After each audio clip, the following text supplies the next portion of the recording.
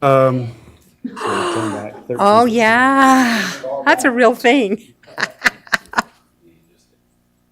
let's, over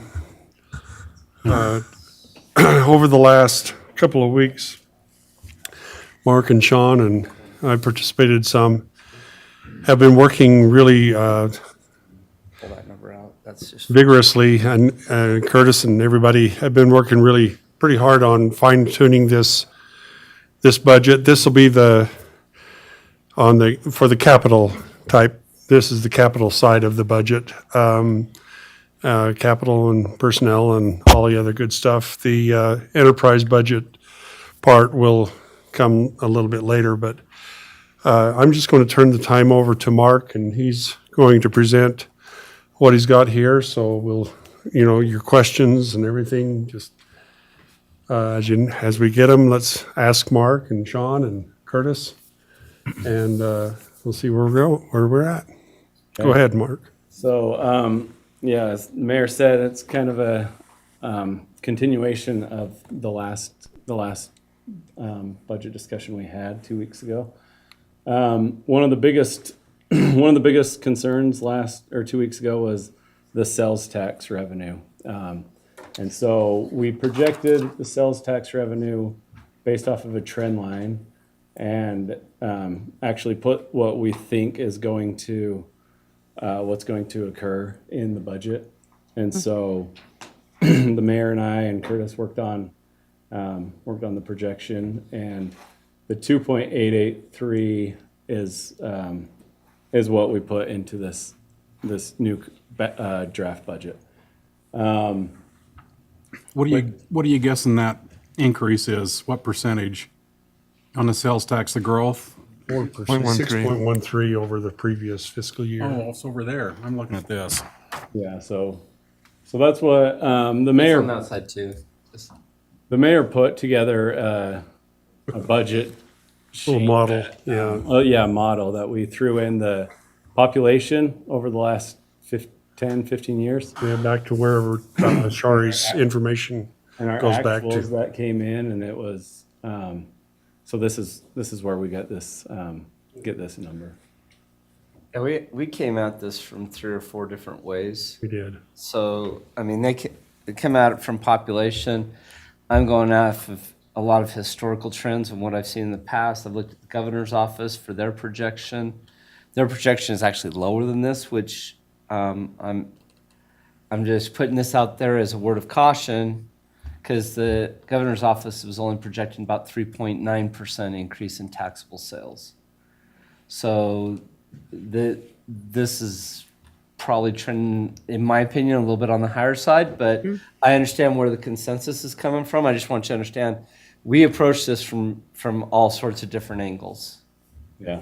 And Curtis was here last Friday, and then the mayor and I and Sean did this. So with the mayor's projections, it's actually lower in this current fiscal year than Yeah. what your projection was. Yeah, So that's 'cause where we'll it made finish up and the, it'll come out that's right. That's where that's where that it made up yeah. the gap. So I think we're all on the same page at about 2 I forgot that. Yeah. So 23, our actuals are going to be higher than Curtis's 2.7? projections is about 2.8. Last time he was saying about 2.8. Yeah, somewhere between 2.75 and 2.8. Okay, so that would get it down closer to the 3% you're talking about. Down in. Okay. So if we go off of that 2.883 number, I bring back this chart on the TV here. The actual sales tax is in the blue, and then what we've transferred for statutory purposes for capital projects and our Utopia debt. I averaged that out over the past 11 years, and it's a transfer of 80% annually. So that's actually what we've done. We transfer about 80% of our sales tax revenue to things like Utopia, fire, recreation, and then all of our capital projects. And so if we take that 2.883 number and we take 80% of it, then we want to show in the budget a transfer of 80% of the sales tax revenue. Those highlighted numbers are the numbers that we typically show when the budget is adopted at the first of the year. And the non-highlighted numbers are the ones that that we come up with and we transfer when the surplus happens at the end of the year. And so I just kind of break those two apart, but we are showing a transfer into the capital vehicles and equipment fund so that we can pay for the next 2 years of capital vehicles and equipment. And then the transportation capacity fund, as you remember, that's the second to bottom line. It's a $7 million deficit just because roads are so expensive. And so the transportation capacity transfer is just as much as we could do. Transfer the remainder and try to get as much as we can into that fund so we can start paying for some of these roads that we know are coming up in the next 5 years. So just to review, well, do we have any questions on that sales tax? Oh, whoops, went the wrong way. Any questions on kind of how we came about this for the budget? So back to the allocation. Did you send this to us? No. Yeah, I've been, It's the other screen that shows okay. all the individual balances. Not that, oh, that's one. that one right there. I'd like to look at that one for a while. Okay. So the three capital projects funds, they're not the very last one, but the next three from the bottom. Those ones, the main source of revenue is transfers from the general fund into those capital funds. There's no real other source of revenue going into those three different funds. So to make up that deficit over the next 5 years, we just try to break up that deficit each year and transfer some money into those funds. Transfer capacity fund, is that streets? That's new streets. It's not maintenance of streets. It's to New add streets. capacity to our street network. So that would be things like the widening of 1,000. Or, Kind of an impact fee fund south. to some degree, because these are all projects that add capacity, and then we receive impact fees for transportation into this fund. So currently we have 2.4 million in there, and and in today's dollars, the estimates are 9.4, which leaves us a deficit of 7 million. That 7 million has to be divided proportionally, each, whatever 7 million divided by 5 is. Yeah, so our sources of revenue for that one are a small impact fee because it's paying us back for past transportation capacity that we've put on. And I want to say it's like $80,000 a year or something. Yeah, and impact fees, I mean, it was at its high. You might recall, we're just collecting We impact just started. fees for buying it, not for new facilities. So, Curtis warned us about this, that this is not the way we've done budgets here at Tremont before, because then you get into discussions right here. And we've never really been in this discussion before as city council. And so, my main concern is, we're going to be coming up on tax, truth and taxation, and we got to know if we need to be asking for more real estate taxes or not from our constituents. And so it drives you, this screen right here, you guys, is the main screen.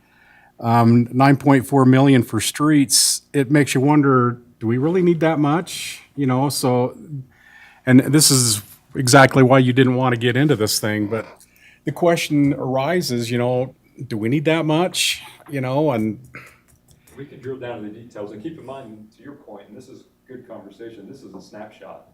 There are themes that we know that are put in there, but there are themes, for example, in the park fund, we've acquired 26 acres of open space, and we don't know what those improvement costs are going to be at this point. yeah, 5 years is a long time out there, and everybody realizes that. But at the same time, we know we need police, we know we need fire, we may need to pay more money for employees just to keep ground with where we're at. And then there's the extra stuff. I don't know if I'm asking for the impossible, but it'd be really nice to know what is essential and what's cream, you know what I mean? So that we can understand how much we really need if anything, to ask for a tax increase or not. Yeah, and that's kind of why I put this slide in, is because annually we're transferring 80%. And so that's,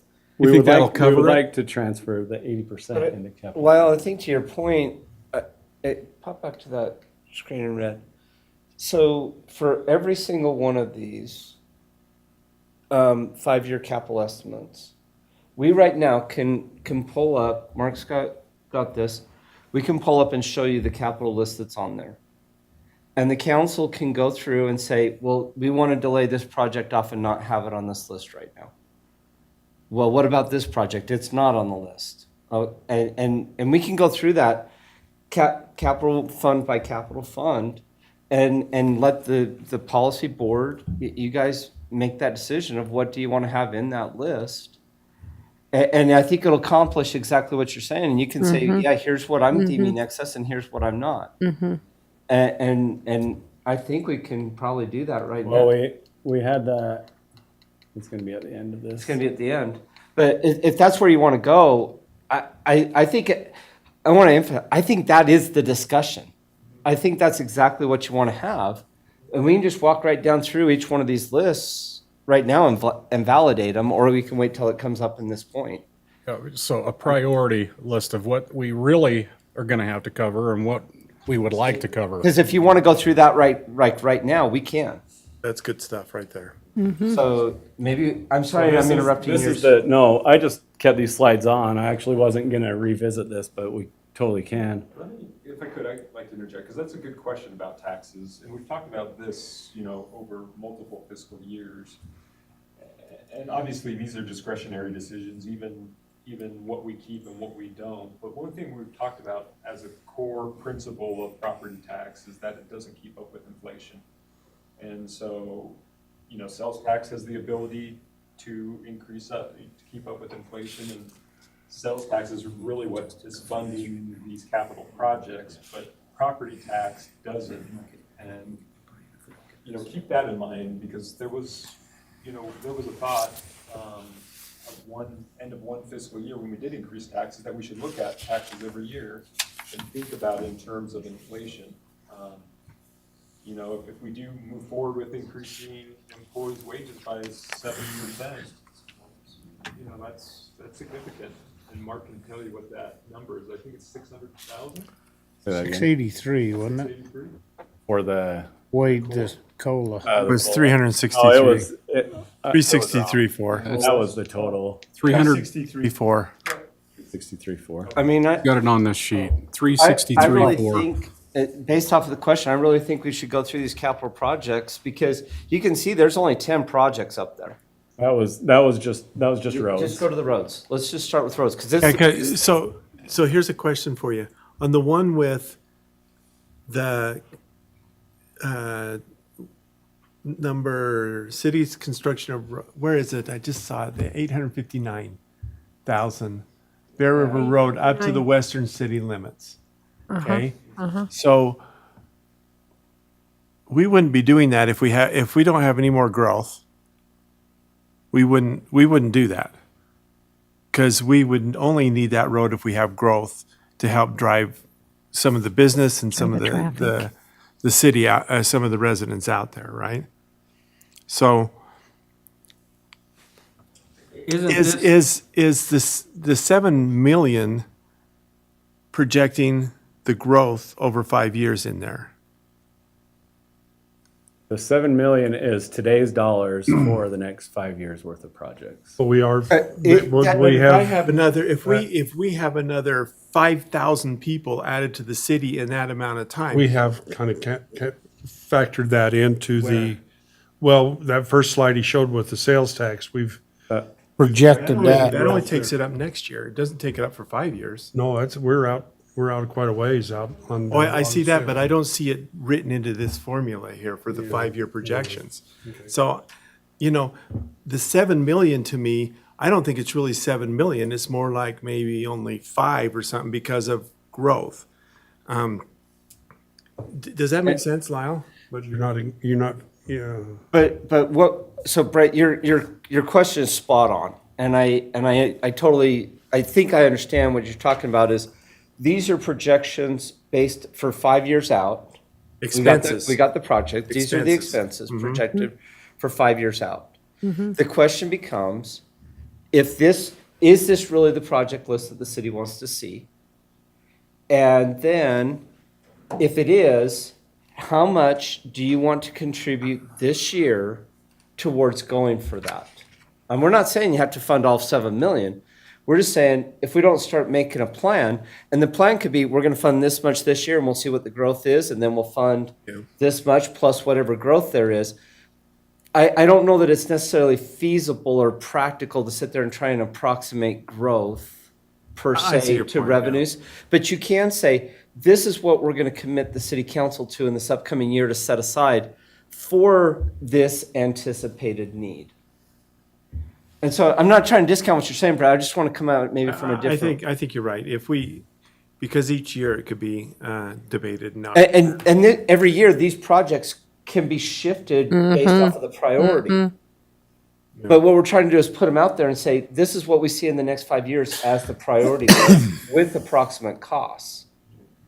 If you want to take something completely off the list, that may shift the discussion. So we really only need to have the discussion on 2024 column unless we need to move something into it or out of it. Unless and is there something on the list you want to move completely out and say, no, I don't even want to consider this project? Because that could consider it. But there may be other projects you want to move in too. I mean, But we asked department heads to give us a shot in the dark of 5 years, right? All, this is collectively the Right. best guess of what the city should anticipate over the next 5 years. So bottom line is that we don't really need to come up with that $7 million by next year. It's going to take 5 years to get out there. Can you just go back to one frame? It's the graph that shows the sales tax going up, Lindsay.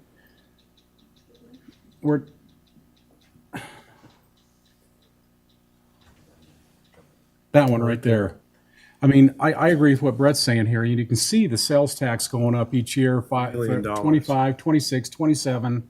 I mean, you're going to be up to 3.6 million if growth, then we're all, I mean, we're out there 5 years and that type of stuff. But the point is that hopefully the growth in that type of stuff will offset some of the $7 million need out there in 5 years' time. Because Exactly. so Yes. it's really hard because we're talking about 5 years expenses, but we're only talking about next year's growth. Yeah.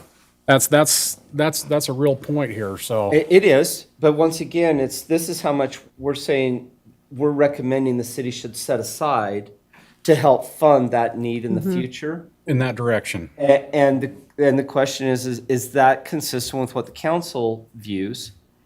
And if not, what would you like to adjust that number down to? And you can adjust the number up to, depending on, and understanding next year we'll be going through the similar process and say, this is our progress towards the goal. So just one last question on Please. this is the 80% that we're committing to take out of the sales tax to go towards these projects, we're 7 million short after we take the 80% out?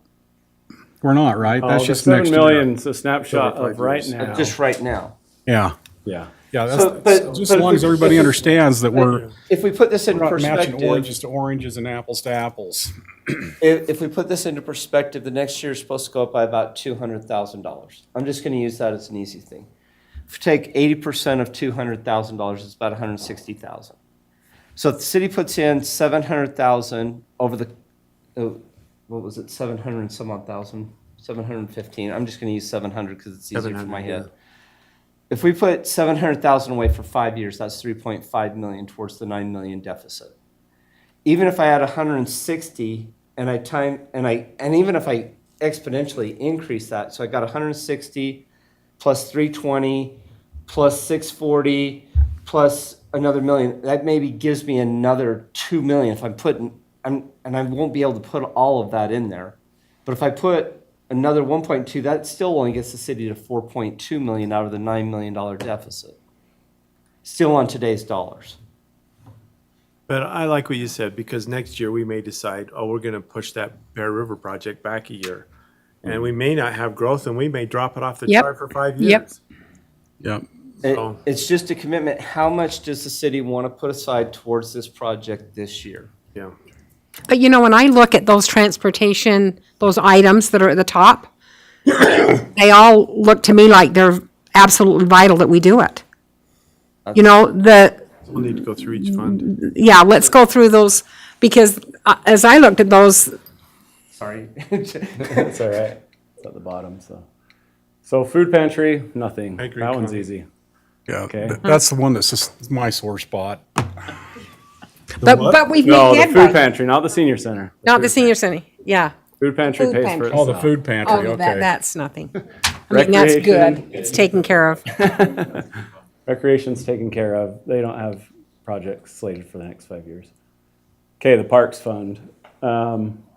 Some of the costs that we foresee every year, there's an engineering, you know, as Sean said, we have those 3 at the bottom that are coming online. They're parks that are coming online. When they're developed, we don't know yet. And so those are 3 big items. We have to, But really, the two major projects, and this one is the Canal Rail Trail, getting started on it. The Rocky Mountain Power Phase, we put that on here because we've made an agreement with Rocky Mountain Power that around their property, we'll develop that trail within X amount of years. And I think we pushed it back twice now. And so this is, that's where this one is. So we're just going from 6 north along the railroad tracks and then back to 4th west For this segment. for this segment.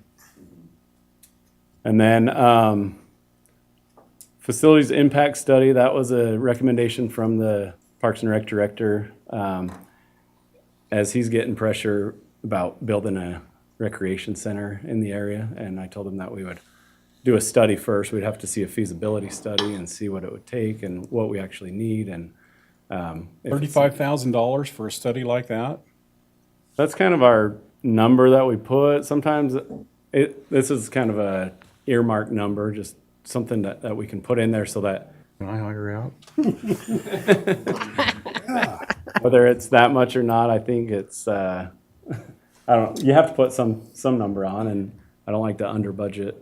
And so that's where that one is. We can take it off if you want. For If you want that one 2024 gone, though, we can For scratch it. 2024, it's the 57. 57 that we're most concerned about. Yeah. We can talk about that next year. Okay, so the 57, if we want to just do 24, that'd be fine. Yeah, And 'cause if you really, look that's at all the- we need to talk about. If you look at our current budget right now, there is nothing being transferred into this fund. It's only being funded through impact fees as they come in. And so really, as far as it affects this budget, there's money to cover what the 24 projects are. It has an income stream. So it can fund out, even for a couple of years, what those projects are as they come through. So there's no ask of the general fund. Yeah. So we can move on. So the fire and EMS fund, this was Chief Lacroix, he gave us his 5-year plan before he left. So a lot of this is on Chief Lacroix. So the biggest ones in the fire and EMS. Every year, kind of replacing 2 or 3 of their turnout gears and things with the personal protective equipment. And we have the narratives on all of these projects too. If you have questions on them, we can drill down and read the narrative. So just one question, like the ambulance purchase there, 270, aren't we putting so much money in per year to build up to the 270? It's not like depreciation. This fund doesn't necessarily have depreciation, so it's not like the enterprise fund where we're setting money specifically aside, through a budgeted line item. But that's what Curtis helps us do, is project sort of what kind of revenue stream we need to replace some of these assets. So based off of what we're doing, the fire fund's going to receive $358,000 in this budget is what the transfer ask is. So that's off of this sheet. That 358 is funding both operational needs as well as setting aside money for capital. And right now, with this plan that we've got going forward right now, we're we're gonna come close to being able to fund out all of those by 2027, we'll be able to hit that. We're on track for that, if the council approves the 358. Which is the 80%. That one, part of the- that, Okay, Yeah. okay, good. This fund, I think, though, is a little dynamic, and is, you know, we've changed the way we've done things, we've added personnel. I mean, this is the fund that I think we need to watch closely, and so, we'll just It is. continue to do that. 100% agree. It's got, it's ambulance billing, so it has some fluctuations to it. It's just based off of where we're trending right now. This amount keeps us on the course if things function. But it is one of those that could have a course correction at some time. Okay, so are we square on those capital projects? On the fire truck, we purchased half this year, half last year, is that what? It'll be half this coming year and then half the next year. So that It's half when they deliver the 630 is chassis, the half total when they price. finish the rest. Okay. So, but you approved the purchase of half for next year on that, And I'm pretty sure the ambulance has been ordered as well, because it's got about a 2-year lead time to it. right? So those are hard costs that I got to make sure we got money for. Didn't we already put some money down on that, the ambulance? Yeah, we did the ambulance, wasn't it? Did the fire truck. No, it's just if It was a we, pump truck, wasn't it? That we It's just the fire truck that we signed the agreement, and then when they deliver the chassis, we'll pay half. So I don't think the ambulance has anything down on it. Normally, they don't require anything. so this one could have ones that the council wants to say, no, let's do next year, let's do it another time. Except for the chip seal. I'm going to stand in Paul's court. Sorry. Yeah, He'll punch me. So, okay, so there's, in between the, let's see, I gotta get my directions, west and north. Northwest at Matheson and that little detention pond on 350 North. We have a access right of way to get a little walkway to school for those kids and kind of make that nice for people who live there, in and out of Matheson to Alice E. Harris. The facility plan, Sean, do you wanna? Well, you know, as we continue to grow as a city, we continue to grow our employee count, we're gonna need to figure out facilities. And, you know, one of the things that I think would be helpful, Curtis and I talked about this, I've also talked to other city managers, and it's sort of a recommended approach, which is to engage an architect to go out and look at your build out and start programming what those facilities look like, what square footage you need, what acreage you need for these facilities. And in that way, then we can start to make some really good decisions, you know, about how we fund them. You know, as we talk to developers and we annex, for example, land into our city, we could say, oh, you know what, we actually need a fire station in this vicinity. And we try to work with developers to get property donated and all these things. I mean, once you have the information, you can start making good decisions and strategically position yourself to figure out how best to fund them. And, you know, for example, maybe a property comes open and it's an existing building and you go to your plan and you say, you know, could that work? And you sort of have a good understanding, you know, of what your needs are going to be in the future. Who's doing that? So that would best be done, I believe, by an architect. And it's just, it's conceptual, but it's sort of detailed concepts, you know, but you're really trying to figure out sort of build out. So you know, you get the land you need and you start to position yourself to figure out how to fund these facilities, square footage, things like that. But, you know, for example, here you know, we have a little bit of room to grow if we grow our employees for office space, but not really. You know, we're gonna quickly run out of room. And it's just not here, it's, you know, other locations too. Then for this next year, I kind of split this one up into two. The 30,000, we didn't get a bid, but that's kind of our estimate is for this carpet here in the Civic Center. It's time. it is time, I'll say. It's time. And then moving down the 24 column, The chip seal project, this is one we've been setting aside money into this fund, and tonight, you'll have So how much do we have in the fund for that? we set aside about 1.5 over the past We have it, few years. we have it already. We have the cash, yes. And I think the citizens are anxious for that too. That's part of the 2.4 million that's sitting in the fund balance. This was about 240,000 that are coming from fee and liens that we collected from developers to pay for chip seal. And so that's also being added to the budget. That'll go a long ways to satisfy our citizens. I think that's awesome. Chip seals, frankly though, I mean, I'm not sure they're as appreciated by the residents as like a newly laid asphalt Smooth. road. Yeah, these are kind of like, why did you gravel our road? But it's sort of helped by putting that fog coat, on it that sort of seals it in and locks everything in tight. Lots of cracks and everything in the road that kind of helps seal up. Okay, moving down, we haven't resurfaced the tennis court in 6 or 7 years. And we would repaint them with pickleball lines on either side of the nets, and we could put some portable, we could do 6 pickleball courts or the 2 tennis courts, but have those permanent lines. Also, that was just laid with concrete, and so there's lots of cracks that, it needs it about every 5 years, so we push it. And you said that it might be pickleball. There might be some that you'll, We'll paint the pickleball lines on it, but we'll have to bring in portable nets. So if we're doing like Okay. a tournament or a league or a clinic or something, yeah. the recreation department has portable nets. that Okay. we set up. And then material storage space, kind of like to store sand and rock and gravel and infield playing dirt and different things for the parks department.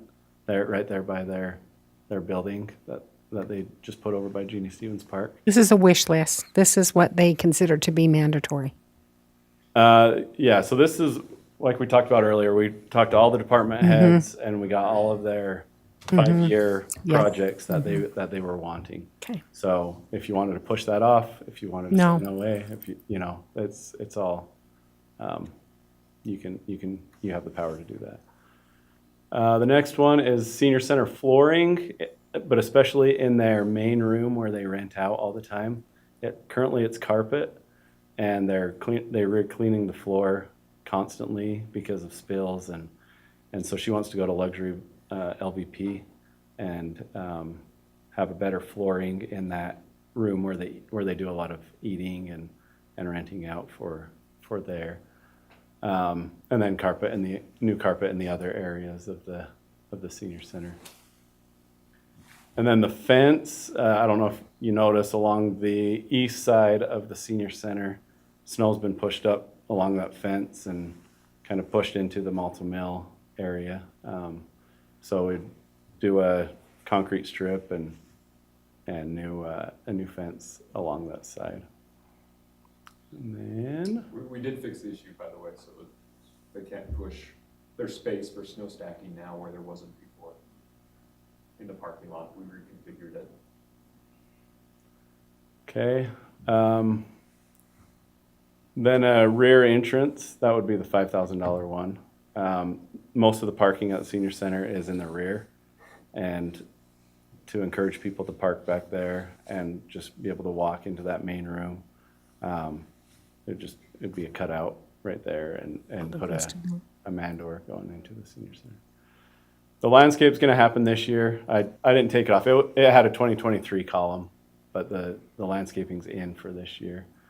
And then continuing to put aside money for the expansion of the cemetery, and starting with phase like the sprinkler work, just kind of the groundwork for that west side of the cemetery, that west property. The whole west side? Not the whole west side, but just You're moving west and west and west. Okay. About Mrs. Burgess's house, Oh, from the south to the end of hers on the north, okay. is what was looking at first phase, which is Okay. a whole bunch Yeah, okay. of graves. Those are the projects for that one. Any discussion? Love it. Love it. One thing that's good about this is our department heads suggest this to us, think hard about it.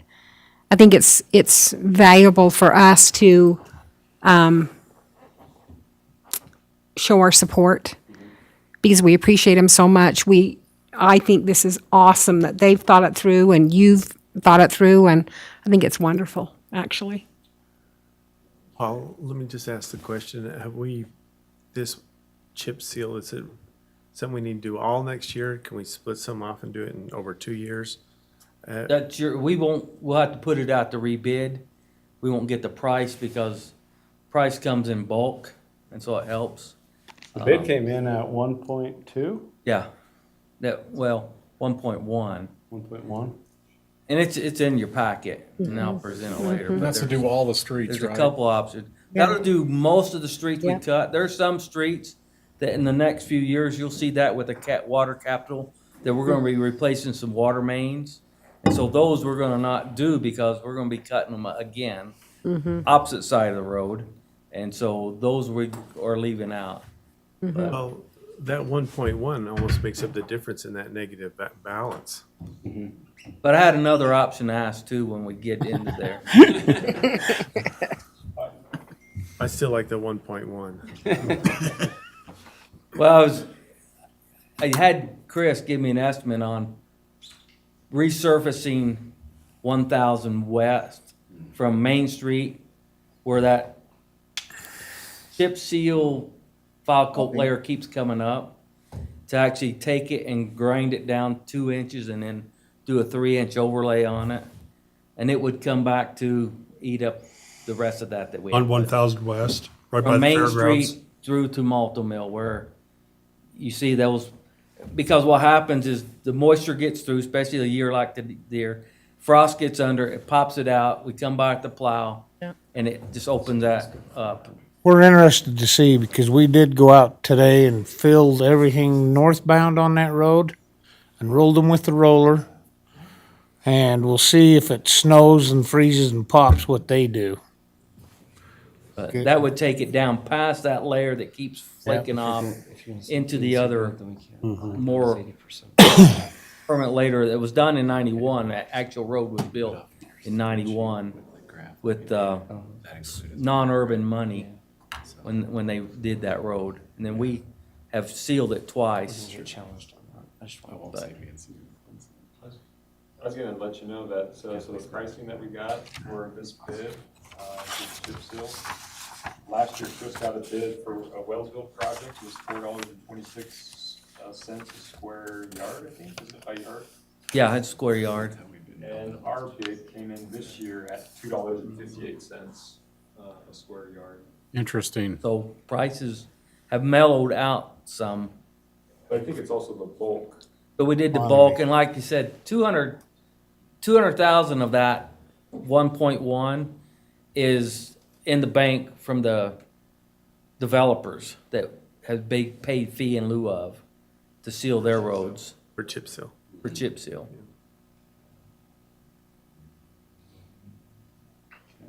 Because of what, 230,000, I think is what we had in the bank from subdividers. And so some of this, what we're doing is, like some subdivisions like Archibald Estates,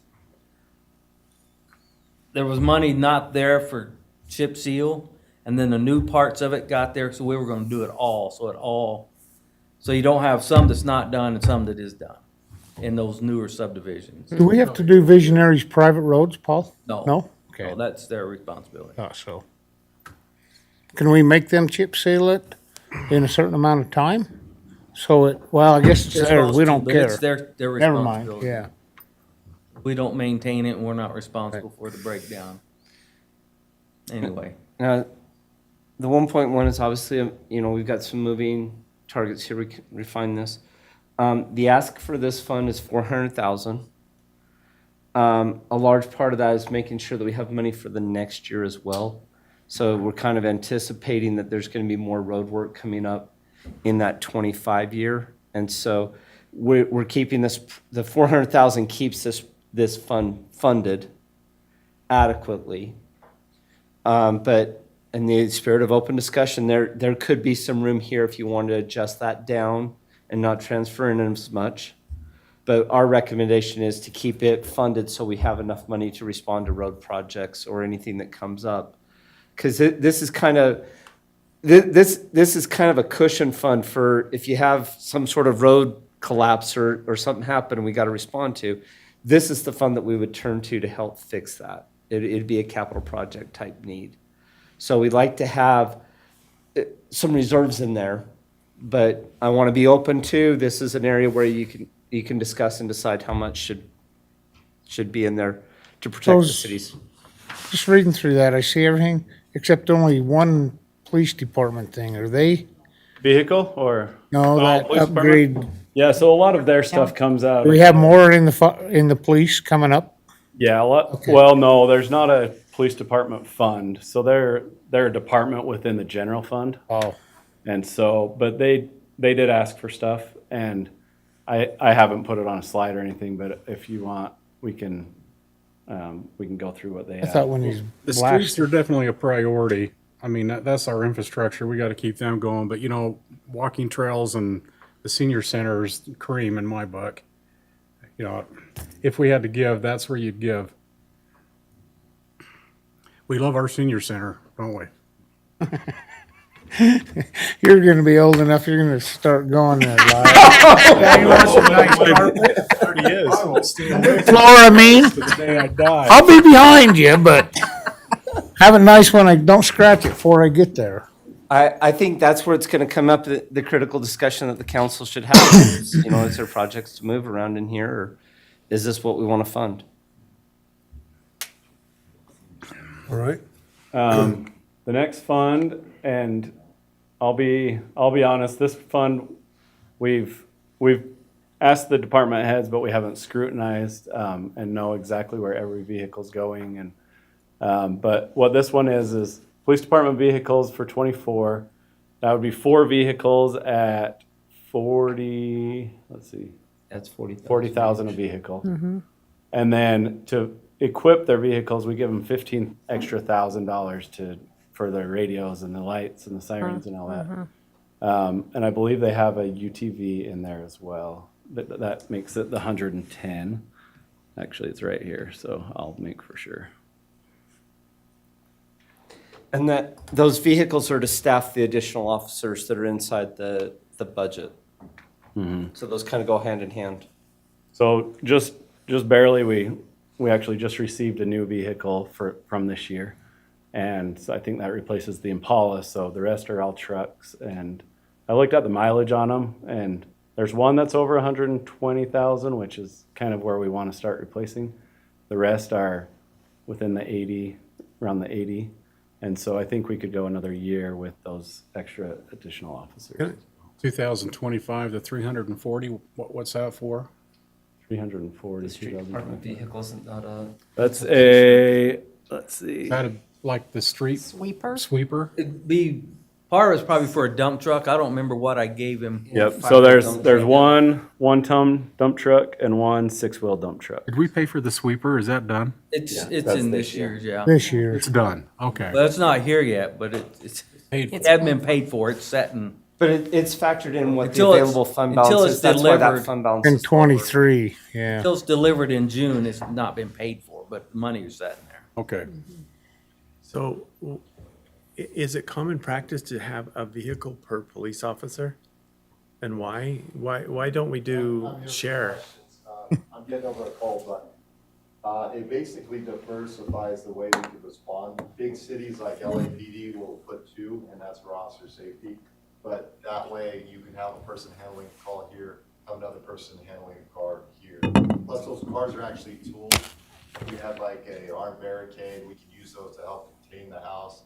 If you have a car chase, it's the who doesn't have that, and it's the command perspective, have multiple vehicles involved in that, just to block traffic or announce our presence. We don't have too much of that going on.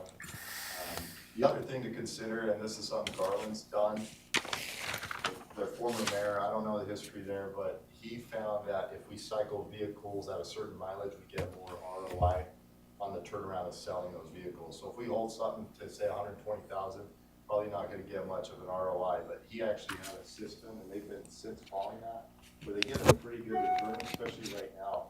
It's almost a wash on one of their vehicles that they're looking to flip. Our biggest expense with vehicles, and believe me, I've been shopping around, is to get them equipped and installed to become a police vehicle. We actually partnered with the sheriff's office to get a bid, and they came back a little bit higher. So we are going with the lowest possible bid, so we can get the best possible price, but it's a niche market, and there's a very few people that can do it. And now we're gonna have new radio systems as well, that is gonna change that, it makes it more challenging, so less people can do it. So we're doing what we can to save, but based on those factors, it's up to the council at the end of the day, but I'd recommend we do something similar where we can get as much as we can on turnaround on those vehicles. So, questions of ignorance, okay, because I don't understand, but if we put on the, how many police officers are we adding? 3? So how many we gonna have total on staff? 12? Yeah, Okay, so that's 12 squad cars, 12 trucks. Do we need 12? I mean, yeah, I would actually recommend having an extra as well, and the reason is if my car breaks down, it doesn't function, we should have a vehicle to put them in for that day while that one's getting repairs. Our current operating procedure, and most departments, police departments will have what they call fleet vehicles, where they sit in a location, and that way if your car breaks down, you're still operational.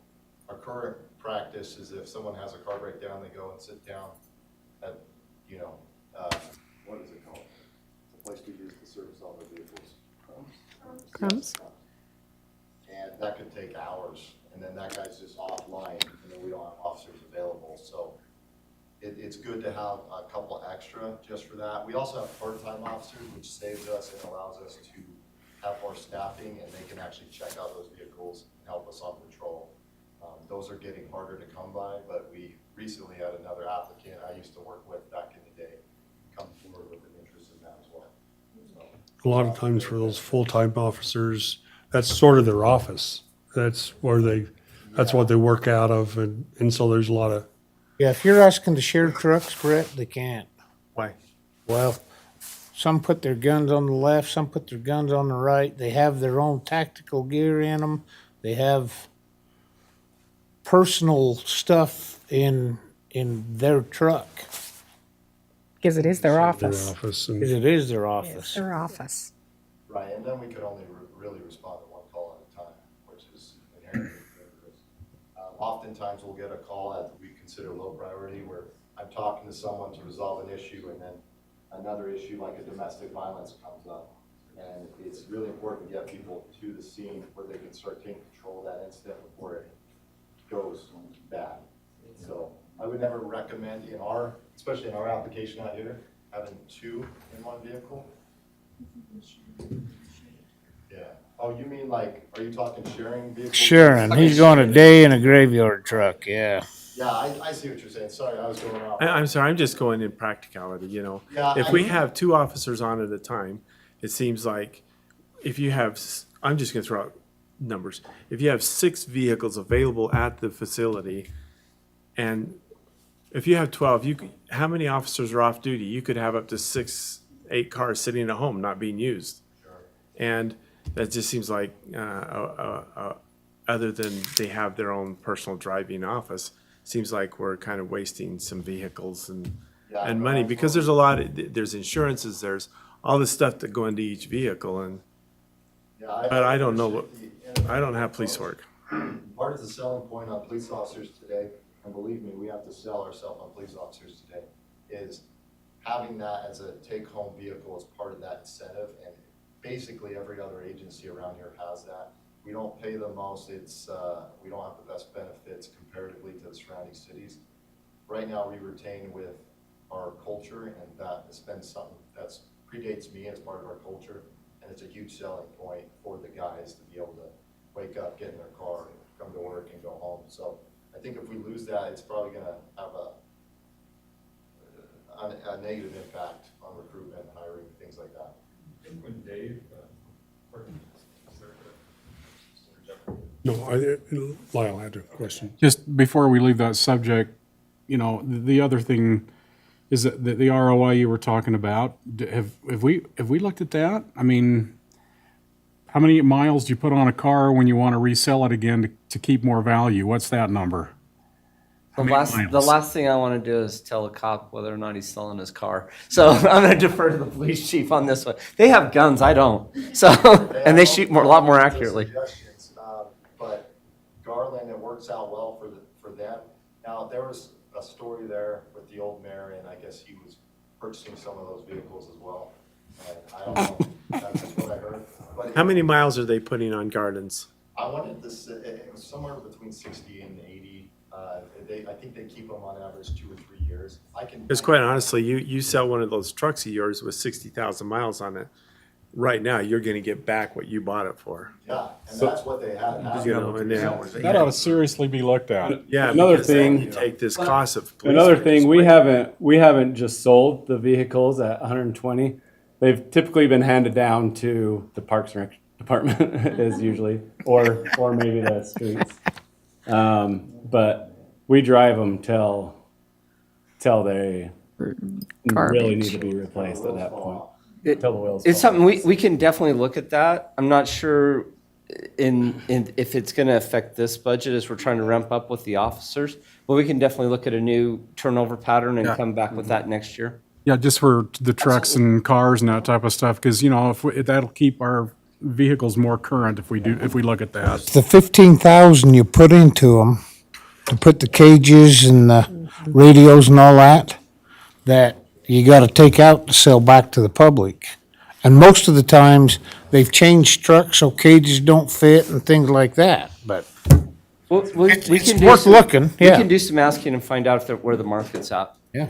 That's good. We only have a few minutes. Why don't we kind of move along here and, So the last fund is that transportation capacity fund, and really for 2024, it's getting all the acquisition of the right of way so that the table's set. We're ready to go to bid in January of 24, with construction season happening in June or July of 24, so that we can get to work on 1,000 North and a couple of these other roads. So. Just off the top of my head, that 859, I think will be moving to 2026. I don't think we're going to jump on it that soon. Okay. Just, you know what I mean? I For don't. this next budget year, we would have those Yeah, acquisitions. yeah. in there. And this, the first two, the 407 and the 38.9 are grant funds. And so that actually won't have an impact on the, that'll keep the 2,400,000 in the available. And so we will continue to try to apply for grants for roads. There's a new opportunity possibly of a transportation utility fee that Pleasant Grove put in. They got sued over, but it went to the Utah Supreme Court, and they are able to charge a transportation utility fee for maintenance of roads. And so that could be another source of revenue for our roads that we could look into. So we'll continue to try and find other avenues than just transfers from the general fund. So. I love this. where you show sort of the bottom line. Could we go to? Yeah, that so one? this was, this one about, oh wait, nope, not that one. This one here. So these are, I don't know, a screen that shows the bottom line. Well, there was sort of what, 300 and something So thousand. 352,400 is what we're short. Yeah, and there's a screen. But I'm there. gonna, Curtis is gonna review that a little Oh, bit. okay. 'cause I All didn't right. talk to him about he didn't talk to me about something. I just want to, this is cautionary. If you come back up to the very bottom of the revenues, there's a transfer balance to be appropriate. There's 907,000. That's acting like a revenue. Based off of what Mark told me, what he put in there is basically an approximation of how much the departments underspend in their budget. So in essence, if the departments spend all your money, if That's not they spent their budgets as they've been authorized to do, because this budget Yep. would give them authorization to spend that, you'd be not only the 352, but also the 907,000. So you'd be 1.2 million. I'm always cautious Canary, about huh? putting a number in there in expectations that the departments won't spend their budget. If you're gonna, I'd rather have you cut their budget. Honestly, which I'm not recommending that you do that, but that number is dangerous from a lot of aspects. Well, that number though, in part is, and I don't disagree with Curtis, and I'm saying that that's how we've done it for a long time, is having appropriated that much from fund balance, but the way we got to that point is Mark took a look at historically what has the city saved through the budgeting process, but you do authorize and appropriate that amount, and it's within their right to expend that amount. So we were trying to be real. I mean, it's really hard to, on an administrative level, to tell department heads that you're gonna cut 13% out of their budget, and I think it sort of sends the wrong message. And on a budget administration, it's difficult because we need to make sure that they don't overexpend their budget either, or then you get written up through the audit process.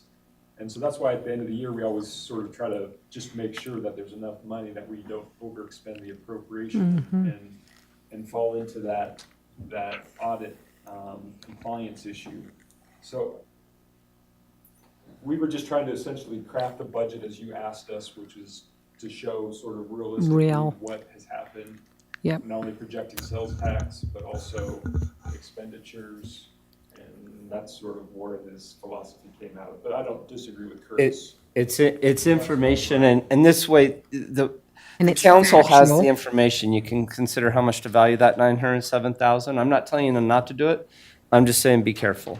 That's Is there any way we can Mm-hmm. incentivize that kind of saving, for them to,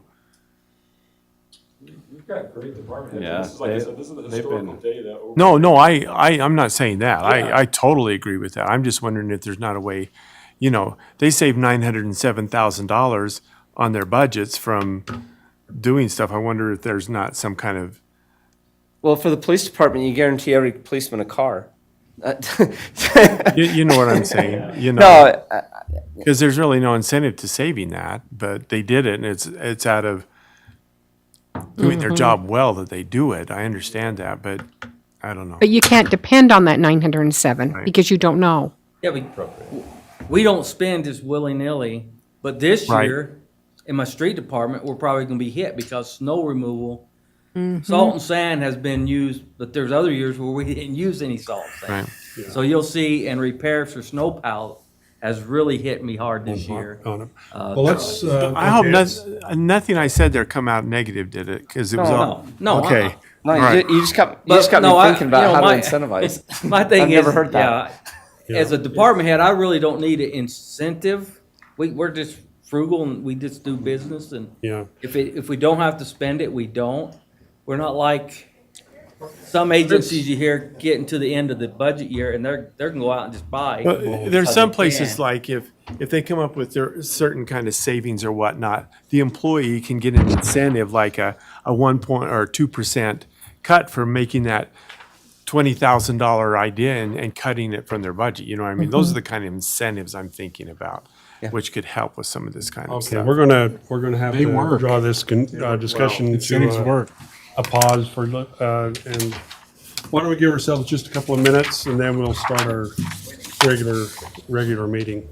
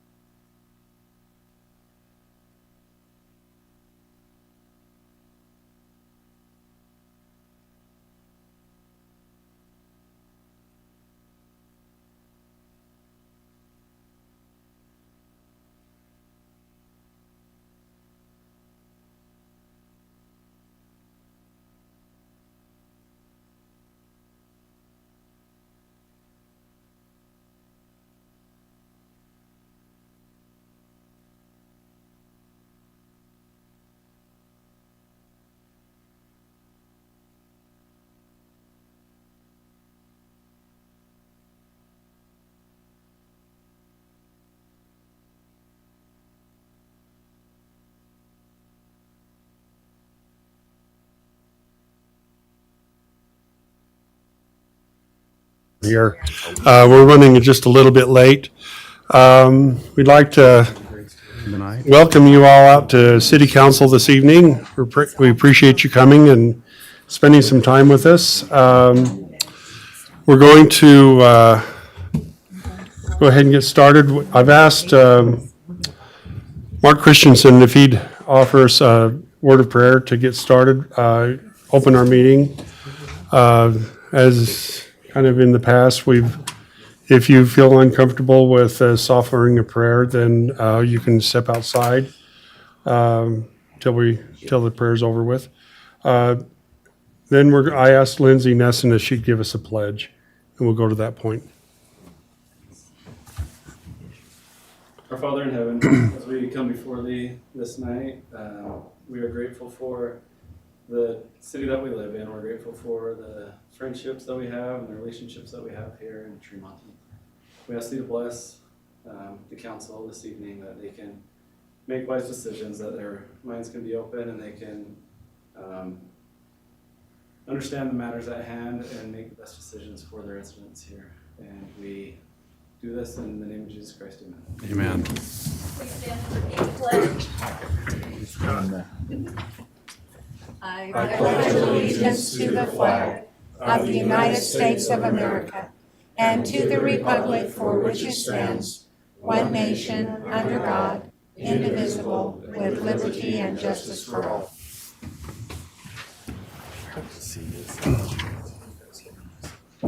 Okay.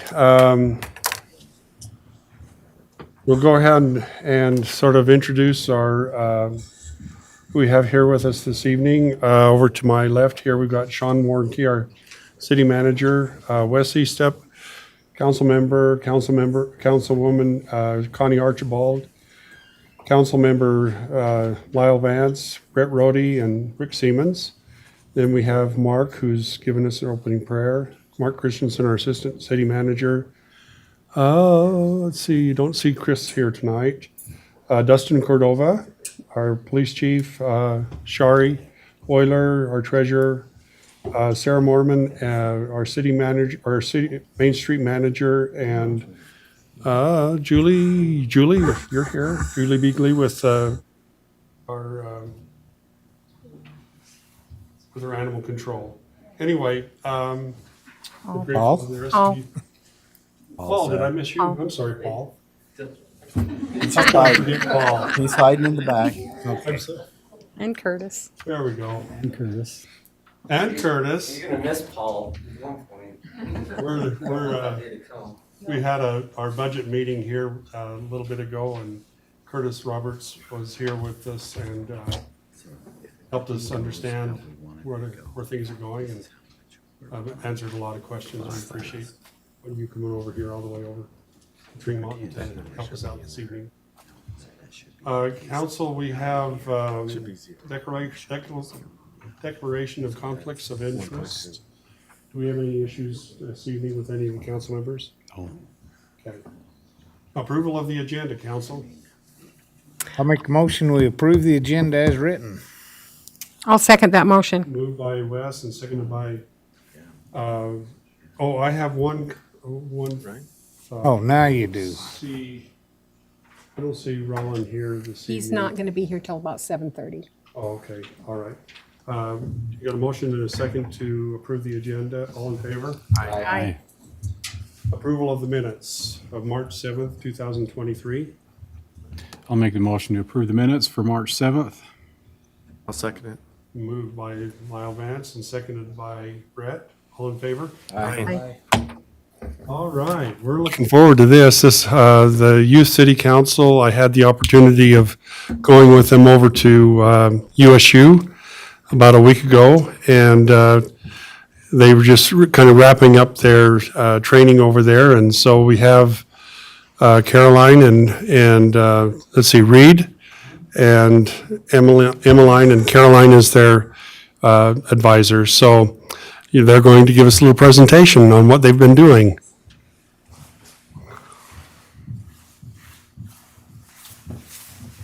All right, so hi, I'm Emmeline. I'm the city manager of the Youth City Council. I'm Reed. I'm the mayor of the U City Council, and we're grateful that we're able to come talk to you guys today. We're just going to show you a little bit about what we've been up to this year, because our time as a council is coming to a close because we start in the spring, and so here soon we'll be starting to recruit new people and start again. So this is our group. We've got 34 members. Everyone here is high school age, and they all go to Bear River. Together, we've put in 490 hours in service. The most one person had logged themselves was 34 hours, and this was over various different activities and projects we worked on. All right, so this year we were able to help with so many events. I was so very grateful for it. We were able to help with the daddy-daughter dance, which was a lot of fun. 24th of July stuff in the summer, and my favorite was helping with what happened over this Christmas season. We helped with the holiday extravaganza, and then we also helped with the lights down Main Street, and I loved doing that because I could drive down Main Street and see all that we had done, and throughout the season it would brighten up my night. It made a lot of people's nights. Yeah. A lot of comments. I'm sure. Yeah, so we also did some events that was art we planned and put on ourselves. Some of them were for fun, and some of them were more service-oriented. One of the ones I was really proud of is we reached out to one of our local businesses and asked if they'd fund us making and putting together hygiene kits for refugees. And they agreed, so we bought the stuff, and we were able to assemble 20 of them and donate them through an organization in Salt Lake. And that was a good experience. All right, and then so a couple weeks ago, we were able to go to Utah State for a leadership conference, which was incredible. I loved going there with the whole council and being able to learn what it meant to be a good leader and how to help those in my community. Along with that, we just learned how to do good problem solving and how to deal with people and how to help them. And so I loved just being there with multiple other cities from around Utah and learn from them.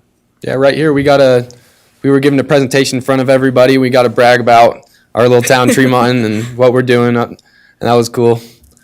So in conclusion, we just want to say thank you for this opportunity that we've all gotten to serve. We've been able to benefit our community, but a lot of the benefit has been for those of us who've gotten the opportunity to serve. We've been able to learn in leadership and life skills and that type of thing.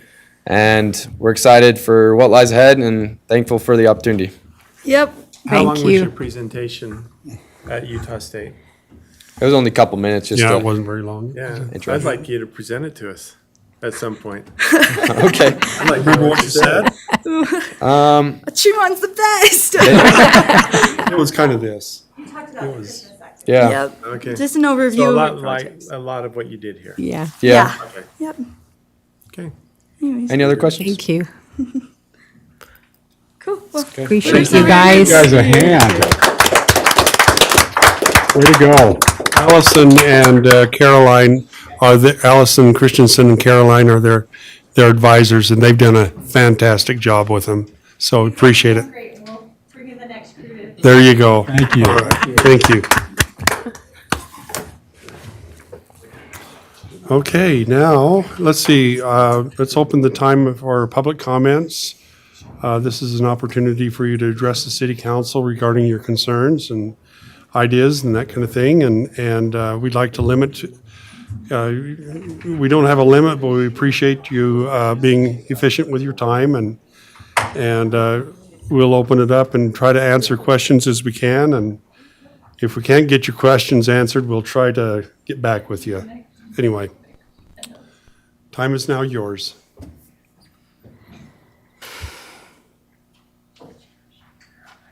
Diane must miss us. Yeah, she just want to come and, you just, Awesome. I was totally expecting you to, this whole talk Gotta was put for a chair you. up here for you when you come and visit. We were all in Hey, we- anticipation. We all knew what you were going to talk about. So anyway, I'm just thrilled to be here. well, we're thrilled to have you here. We really are. We are working on 1,000. I don't know if you saw the information on the budget, but we do have, we're making headway, and it may not all come together this year, but we're making great strides this year, and hopefully have it all completed next year. I've actually kind of become who everybody asks, so I'm just keeping up with it. Oh, good. Okay. Well, we appreciate you coming and we miss you. Thank you. Discussion and consideration of approving the financial statements for February. Council? I'll make a motion that we approve the February financial statements. Okay, been moved. Would you have a second? Second. Seconded by Rick. All in favor? Aye. Motion passes. Discussion and consideration of approving the February warrant register. Council? Make a motion, we approve the February warrant register. I'll second it. Been moved by Lyle Vance and seconded by Wes. All in favor? Aye. Discussion and consideration of approving resolution number 23-17, approving a land acquisition agreement between Tremonton City and DC Aston and Company LLC for Tremonton City's acquisition of 4.309 acres of real property for the intended use of constructing a secondary water equalization basin.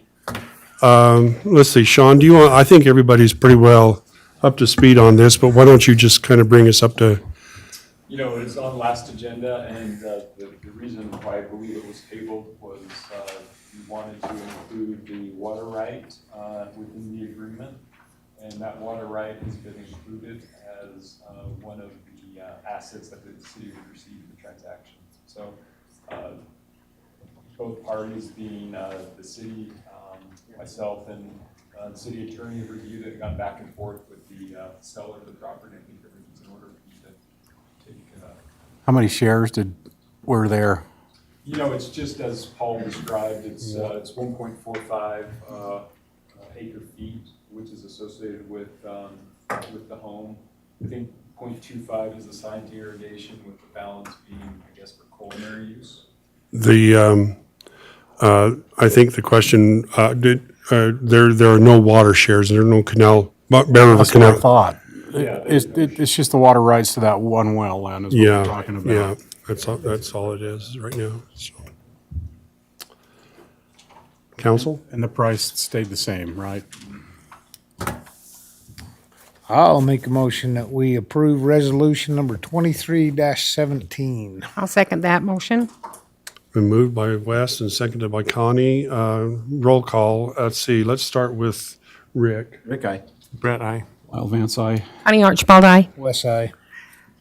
Motion passes. Thank you. I just lost my spot. Just a minute. Just a comment here, you know, opening that, purchasing that and having that equalization basin was one of the main concerns that the canal company had with the city's ability to kind of equalize those high spots and low spots. This is going to make a big difference, and it makes us, Paul, doesn't it make us a lot more efficient in terms of our use of the canal water that we have, those shares of canal water? Yeah, okay. Most definitely the shares. Good. Okay, item D, discussion and consideration of adopting resolution number 23-18, approving section 21, financial policies of the Tremonton Personal Policies and Procedures Manual. Sean, this one seems like this is a new section. It is, we're going to reshuffle, but this is a whole new chapter or section, they call it, in our personnel policy, and it's really attributed to existing policies that we had approved, but not necessarily codified in any one document, which this section will do that. There's also some recommended policies from the state auditor's office that we've included in here as well. There's an annual fraud report, and so there's an actual fraud policy that corresponds. And again, some of these were recommended from the state auditor. Crafting the policies. Okay. Let's see, I guess we'll take a motion. Is it, what are the significant, it's just a brand-new policy, is there? We had like the red flag rules previously, which we were required to adopt, but the other sections, the cash receiving, I think is a new policy, the fraud is the new policy. Okay, it's auditing issues, okay.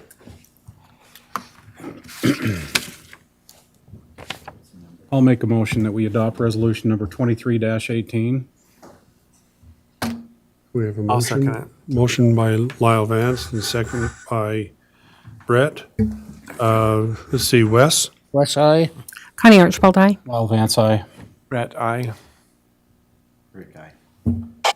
Made us wait just a second, didn't you? All right, motion passes. Thanks, Rick, for discussion and consideration of adopting resolution number 23-19, awarding the 2023 street maintenance project to Staker Parsons. Paul, are you going to give us an update on this? Yeah, this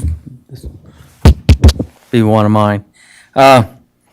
So we went out to bid. It's in a resolution form, which I think this is the first time we've done that for passing this. As we mentioned before, some of the monies that will be spent as fee and lieu money that we've had setting on our books for probably the last 10 years, some of them, for chip seals and subdivisions. And so we'll utilize some of that money there, about $165,000, I think is what we figured. 30, I think. 230, well, and I was looking for that in that resolution. I didn't see that. But that was the number I knew we'd started out with. Oh, pardon me, no, you're right, Paul, you were right. I think the 230 is some of the newer ones that we aren't gonna do yet. You're right, that's the total That's still value. under construction. Yeah, thank you. So the 130, well, we got the bids back and we had, let me blow this up so I can see it. Our engineer's estimate was 1.5. There's all the places. That kind of shows you the majority of the roads that will be done and subdivisions. Big deal. So our engineer's estimate, we actually bid it in two schedules. One was using our normal 3/8 chip rock seal with the fog coat. We also bid it with a new product called Ultralight, which is a volcanic rock that is crushed up to that size. And it has more porous, so it's got more areas for the oil to help stick it down. When I looked at the price difference of about $200,000 on the bids, on the low bid, I was been happy with what we've done in the past. And so I thought, in lieu of how we're trying to conserve some money for other projects, I thought, well, let's just keep with our own. So my recommendation is to go with Schedule A, which is a normal 3/8 bid, or 3/8 chip with the fog coat on top of the oil. The bidders, I'll start with the high bidder was CKC, and they're out of the Vernal, Roosevelt area. Their bid was 1.84580. The next is Intermountain Slurry, who's done work for us in the past. Theirs was 1,422,840.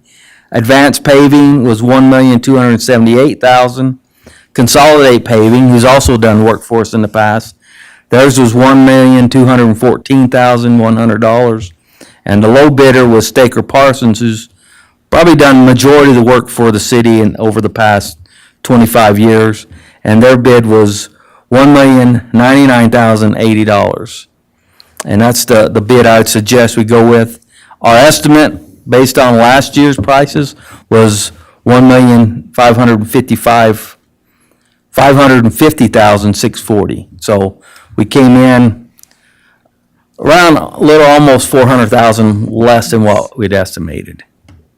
And so, Very good. You don't hear that story too often. do you? not in today's world. I mean, remember what Goes up. happened the last 2 years.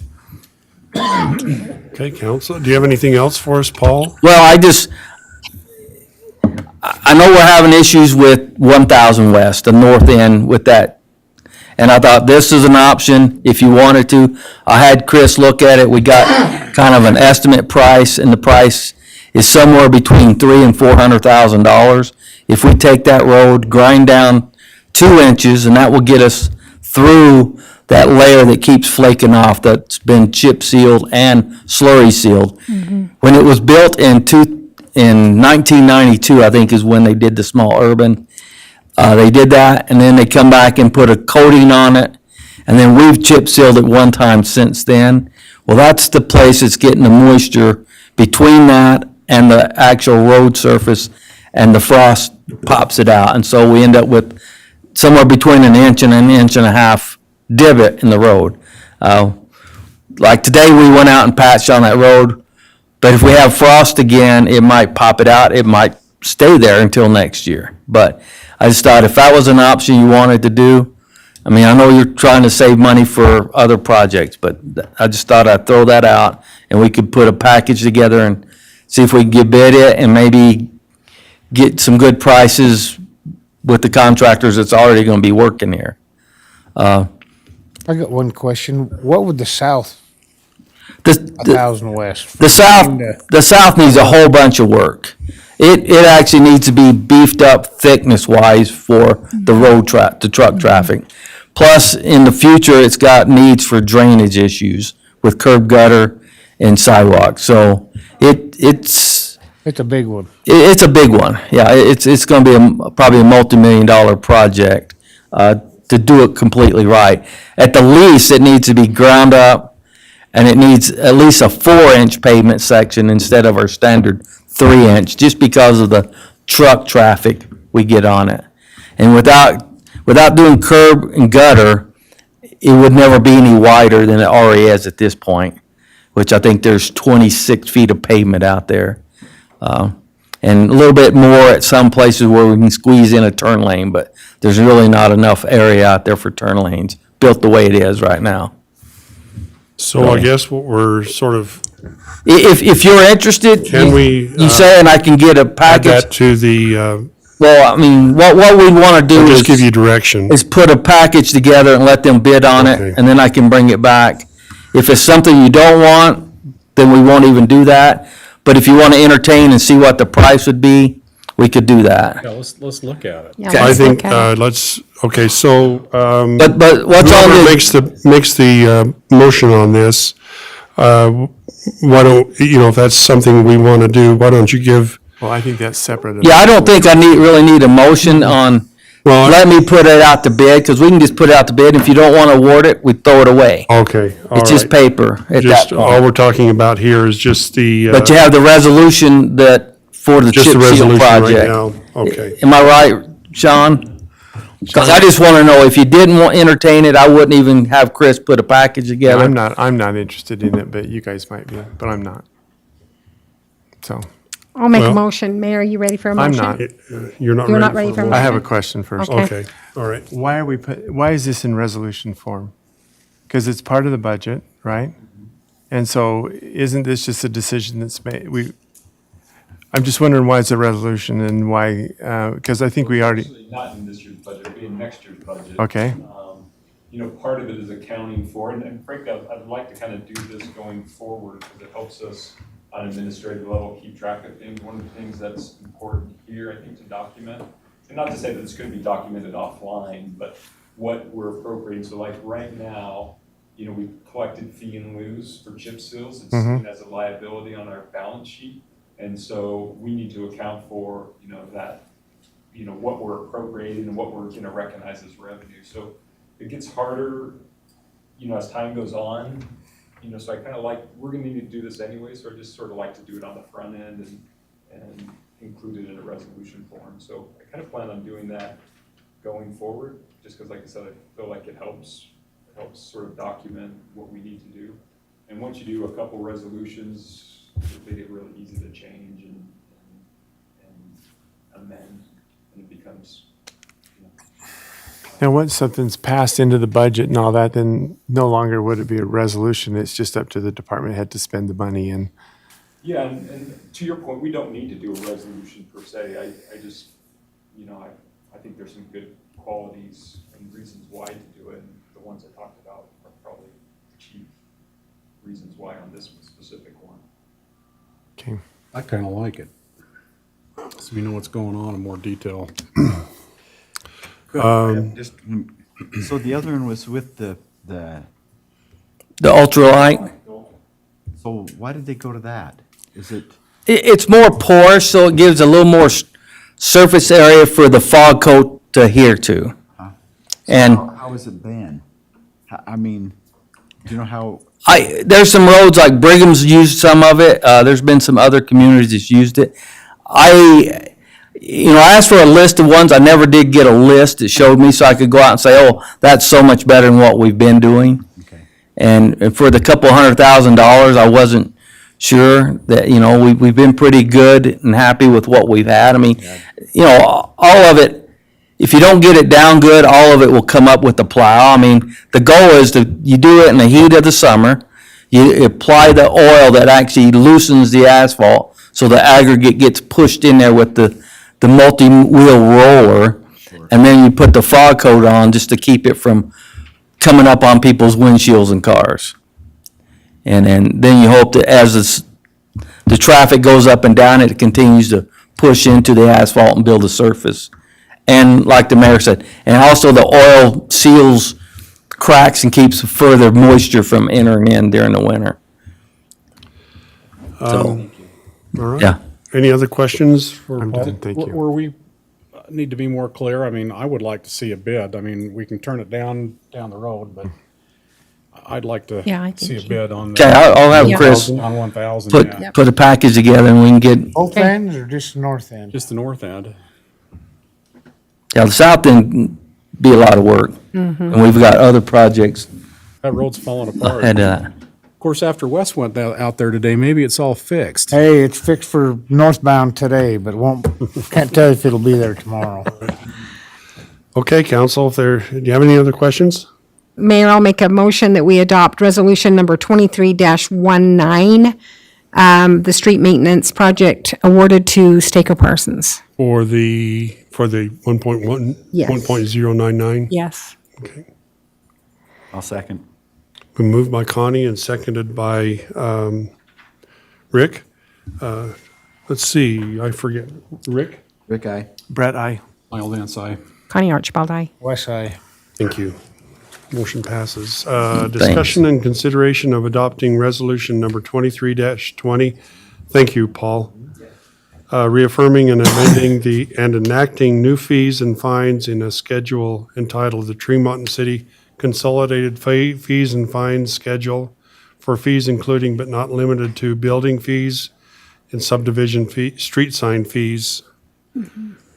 Okay, Sean, bring us up to speed on this one, will you? So with bringing on a contractor to do the work, we thought it'd be a good idea to review the fee schedule and see if we should make any changes. I think one of the real substantive change is that we used to have a evaluation table of what building evaluations were. That's a common practice, is they look at the square footage and what the construction type is, and they have a value essentially assigned to that. And then you multiply that by a percentage to come up with the actual fee that the city will charge. So instead of actually including that valuation table, we're just referencing the International Code Council's building evaluation. It stays more timeless that way because they update it on a regular basis. In some cases it goes up, and in some cases it goes down. It really is tied to the cost of construction. So otherwise, we just made changes throughout the entire building fee section. And so that's why I felt like it would be easier just read everything we have and just show it as all new. The other thing that we looked at was subdivision street signs. So this is another amount that we take as a fee in lieu with the development, and the city actually installs those signs.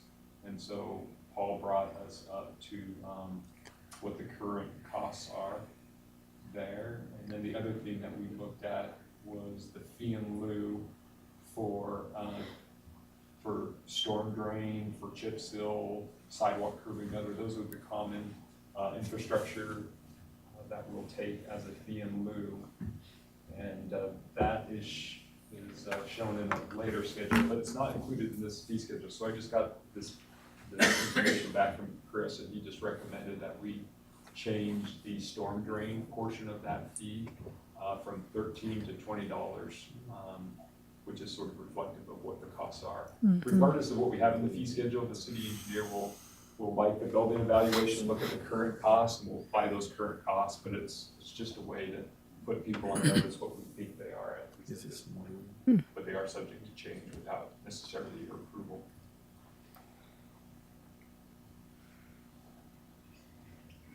Any So as a questions for general Sean? rule, if a building, building a house, your permit costs $500 then, it's gonna cost $500 now? No, I think you will see an increase in revenue, with this new schedule. So there are some boundaries that we have to stay within, but costs are going up, I think, in some ways with our building. Obviously, we don't have a full-time employee, so, the cost and expenses will track a little better, but I didn't need to do that. For example, we're working out purchasing of software so we can essentially facilitate the plan reviews and inspections and the payment of permits online. Same with developments as well, subdivision applications, all the development applications. So. Will these fees pay what we're gonna have to pay our inspector to go? Okay, Yes, they will cover our costs. cover our costs, better word.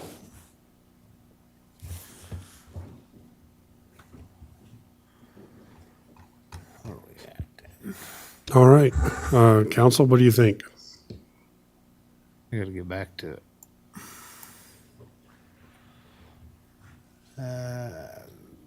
I'll make a motion that we adopt resolution number 23-20. Motion by Connie and seconded by Lyle Vance. I was gonna get back. Wes? West Eye. Connie Archibald, aye. Lyle Vance, aye. Brett, aye. Rick, I. Thank you. Discussion and consideration of adopting resolution number 23-21, approving a professional services agreement between B2 Land Services LLC as the lead acquisition agent for the 1000 North widening project, Diana, from 2300 West to 2650 West.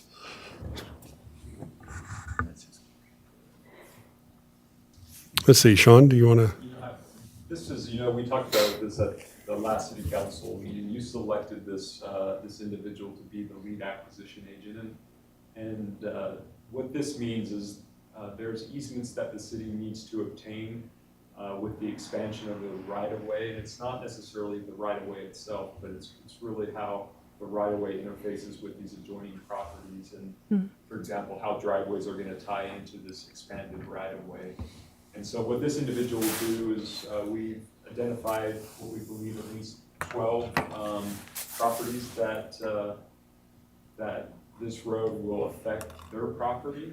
And so this individual will coordinate with those property owners and ultimately negotiate the easements that are needed for us to construct. So for this construction season, this is what we'll be accomplishing is the acquisition of the right-of-way, which will put us in a position to go out to bid. We believe, the first of next calendar year, and then be ready for construction that summer, the summer of 2024. So the other thing I was going to mention here is, having gone through this procurement process and securing this individual, I'd like to enter into another contract with this person to do the acquisition for the expanded right-of-way for 1000 North and 1000 West. It's the intersection.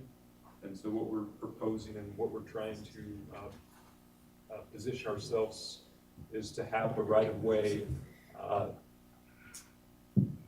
secured, and they will submit for CMAQ funding, which is congestion mitigation air quality. So I've been working with Bragg, trying to essentially get the funds needed to do that. They're right there by, Right by the hospital. right by the hospital and T&M Manufacturing, that intersection right there. So we need about 1,000 square feet on each approach for the right turn lane. So the idea is that when you enter that intersection, all the movements will be separated, which will help with congestion as the city grows and help with air quality, which is why it's an eligible project for the CMAQ. So it takes a little bit of time to get the right of way. And as I work with Bragg to try to get the funding for the actual construction, I thought it'd be well to get the right of way. I think we need to follow, since those are federal dollars for construction, we need to follow the federal process for the acquisition, which is why I think it'd be well to engage this individual to do that work. It's a minimal amount of square footage that we need. So I think it's something that the city could, pay what those appraised costs are. For example, I did $5 a square foot, times 1,000 square feet in each direction. Whether that's high or low, I think it's sort of in the ballpark. But it'd be good to sort of do that process ahead and have this shovel-ready project to apply for these funding. So is she gonna have to approach, what, 4 different owners? No, two Canal, T&M, and the hospital. Canal. In Yeah, I'll show you. post. Yeah, 4, so is it gonna be $8,000? Probably. Wow. Mm-hmm. That's a lot of money for, For a sliver of Just land. go ask them. no, for the amount of work that happens. Yeah, I mean, Why not just go ask them? I mean, talk to Brandon at the hospital and. I talked to him, and we And- can try to do it in-house, I'm just saying, there's all these little projects that all start to add up, and we're going after more grant funds, and that requires a lot of work. For example, I need to write an RFQ now to secure engineering services. We need to write an RFQ for architect services. So these are things we can do in-house. I would say, though, that she knows the federal process for procurement, better than I would. And so, because we'll be using federal dollars for construction, I think they're gonna want to see that we secured the right of way with that federal approach. So I think there's value added there, but I guess I just want to express to you that there's a lot going on in the city, and while the city staff can do some of it, we can't do everything at the same time. And so sometimes you have to spend a little money to position yourself to be, eligible for these projects, these construction, projects in the future. So you certainly don't need to do it, but it's just a recommendation. And if you don't, then I won't go to the work of writing the contract and putting everything together, but. So if you have permission of the 4 people, there's a whole bunch more work still. Yeah, I mean, you gotta get the appraisal, because as I mentioned, you have to go through a federal process, and sometimes I think these amounts are low enough that you can do a administrative cost estimate, which we would need to have someone do. I couldn't necessarily, do that administrative cost estimate. Will she do that? I think she can do the administrative cost estimate. It just sort of dawned on me that we were doing, and this happened Monday. It just sort of dawned on me that this is a similar process that we're gonna need to do in the near term. I thought, it would be well to sort of have this individual do both processes at the same time and try to be a little bit more efficient with the procurement. So. Well, It's all. yeah. All right. What do you think? So is this resolution for both of those projects or This just one? resolution is just No. for the 1,000, it's what we've always, I've contemplated. The other one would be obviously something new that I bring before you, but, Right, I We're will, we're only talking about this, on right now. this right here, okay. I'll make a motion, we adopt resolution 2321. I'll second that motion. A motion by Brett, second by Connie. Let's see, Rick, aye. Brett, aye.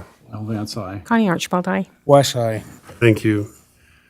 Discussion okay, here we go. This is one we've been waiting for. Discussion and consideration of adopting resolution number 23-22, appointing Roland Van Tassel to serve on the Tremont City Planning Commission and reaffirming and appointing existing Planning Commission members.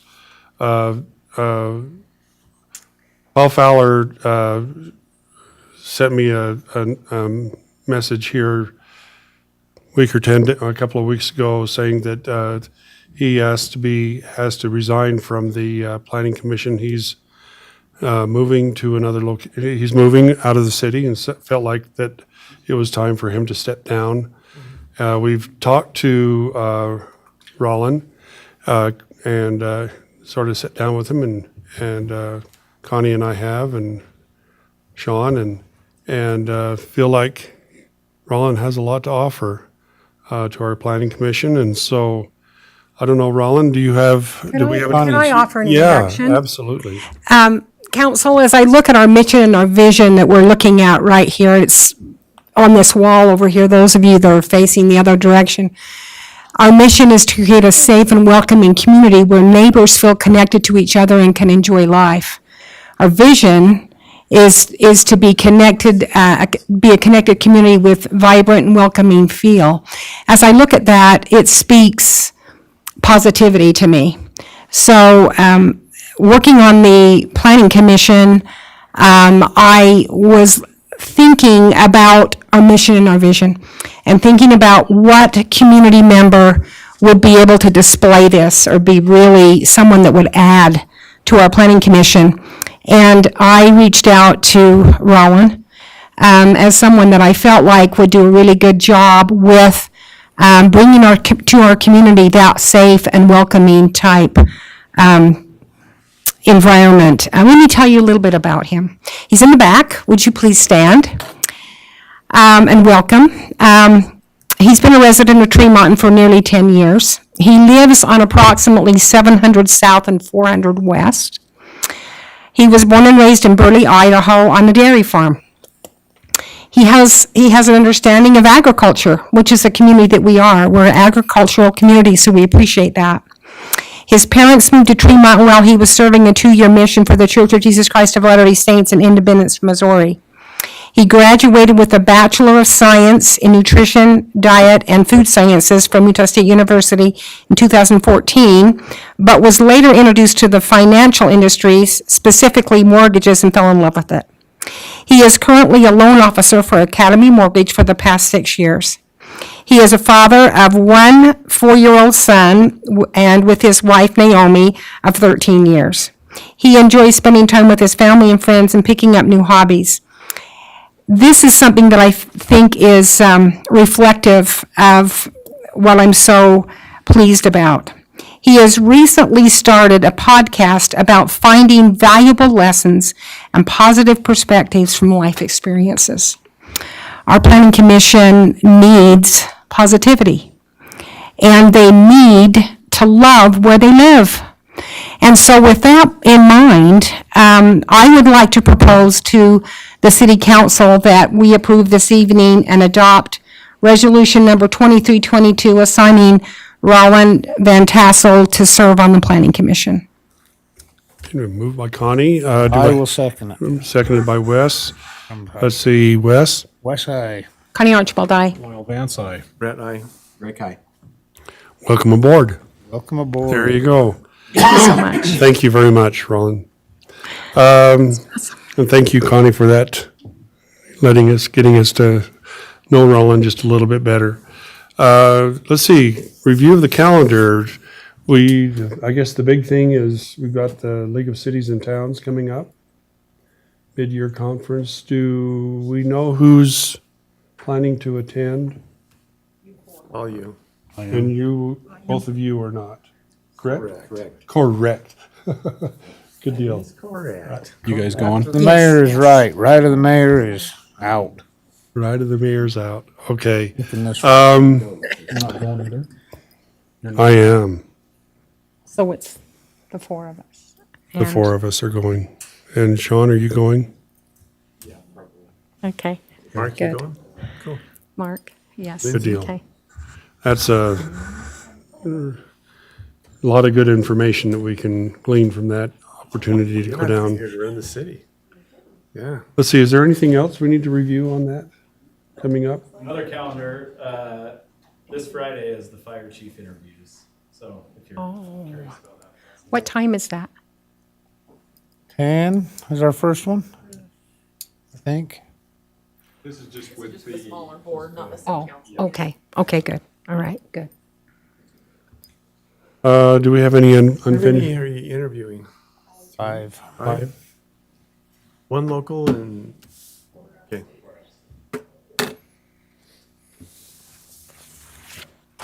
Unfinished business, do we have anything to cover there? Sean? Let's see, Mark, do you want to give us an update on our branding implementation, some of the things we've been doing? That's the biggest thing is, you guys saw it coming in, the mayor worked on getting that sign. That's gorgeous. Where? You didn't Right see here. it? No. You need to, You need to come no. around and take. You're buying drinks. You're the only one that didn't notice. On Diet Coke. Okay.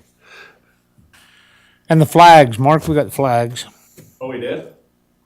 Yep, they come, Rusty brought them down, said they were the flags that, they, just like this, Yeah. that's going on Maine. Are we gonna be able to do two of them? We're gonna have one American and one of them on Maine, All right. Whereabouts on Maine? where the flags have been before, up. on the light poles. All of the light Except we're poles? going to 3x5 instead of 2x3, so they're gonna stand out a little more and Cool. Gotta hang on that DL Evans pole up there. all look little. Okay, administrative reports. Let's see, Paul, do you have anything addition that you need to? I didn't know if you had questions over the water event, any concerns or I, neighborhood that had, you know, I mean, neighborhoods that butted up against any field had issues because when that water come off in such a hurry, I mean, a good example is the field behind the homes there at Fairview, which are right behind Butters. If you kind of calculate, there's about 240 acres there, and if, just example, if there was a foot of water on there and it came south, that'd be about 78 million gallons of water. Now, we had the same type of event 6 years ago. Took us about a week of dealing with it. This here, we were able, because of the new system we put down Main Street, it was gone in less than 24 hours. that's Because you amazing. can't plan for that much water because it's not a storm event as far as a rainfall event. It's a seasonal buildup event. And so, you know, I don't know that there's not much we can do. I mean, you could berm, and wherever you berm is going to push water some other place. Just try to do the best we can. I mean, I think the city council was wise in putting that new 36-inch line and that goes 5 foot under. I mean, that was one bottleneck when you got out to the freeway, but that's been that way for, what, 40 years since the freeway went through there, 84, so. I think that everyone learned some lessons from 16, you know. The county, even the canal company was out pulling ice out of the canals so that water could flow, and it was pretty impressive. You know, we had 2 weeks prior that we had provided sandbags and sand, so people had opportunities to prepare. So I think we've gone through roughly 2,000 sandbags. A little more than 2,000. 3 loads of, 3 or 4 loads, That's 5 loads. 5 loads? There's 5. There's probably a full one that we won't use, so And 4. we provided for the residents, so.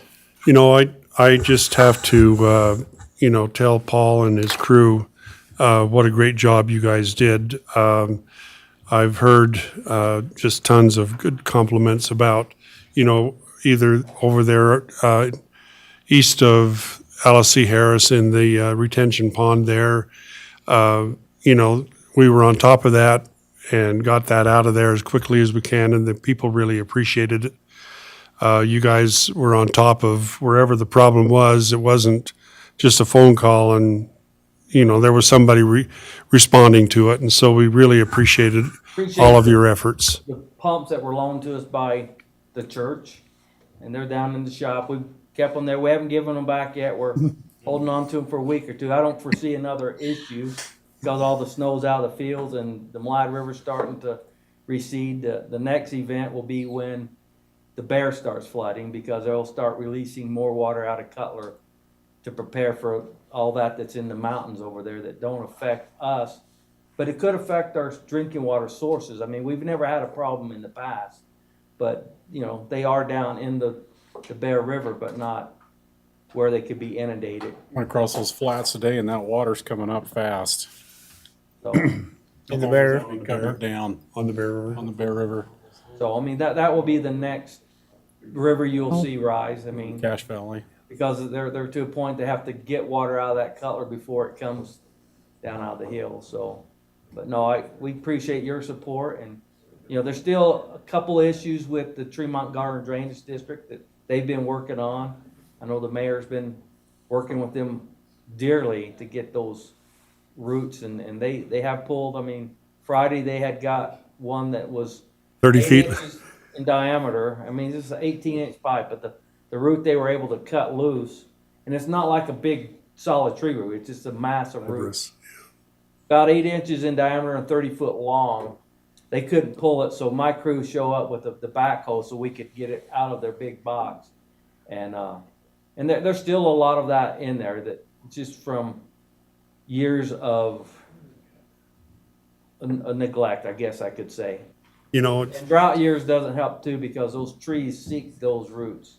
And a big tree will take up to 300 to 500 gallons a day. And if they can't find it in the ground, they will go find it in those pipes.